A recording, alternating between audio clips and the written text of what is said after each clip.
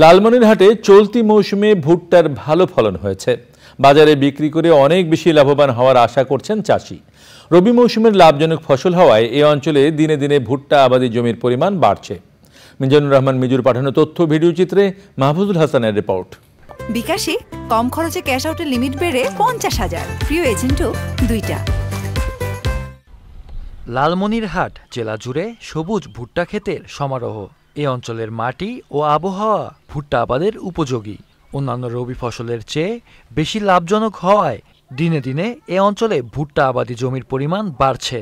তিস্তা ও ধরলা নদী চরাঞ্চলেও ভুট্টার ভালো ফলন হয়েছে। ভালো চর মানে চরাবাড়ি একটা সব জায়গায় ভুট্টা লাগাইছে, সব ভালো হয়েছে।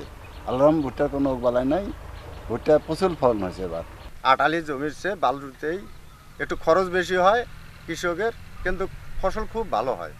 ভুট্টা খুব ভালো, গাছপালা খুব সুন্দর হয়েছে, মোচা বড় হয়েছে।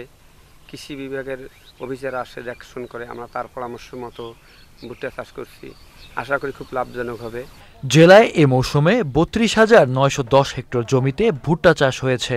বাতাসটা খুব বেশি না হওয়াতে আমাদের ভুট্টা কিন্তু মোটামুটি কোনো ক্ষতির কোনো পর্যায়ে যায়নি। কারণ হলো যে বাতাসটা যদি বেশি ঝড়ো বাতাস হলে অনেক সময় ভুট্টা গাছ হেলে যায়, হেলে গেলে তখন আপনার কপ ফরমেশনে একটু সমস্যা হতে পারে। তাই সেইখান থেকে আমরা আল্লাহর রহমতে অনেক আমরা মুক্ত, এই ধরনের কোনো সমস্যা আমাদের এখানে হয়নি।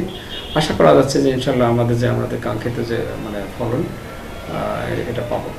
ভুট্টা চাষে সরকারি প্রণোদনার দাবি জানিয়েছেন চাষিরা। Mahfuzul Hasan, channel I.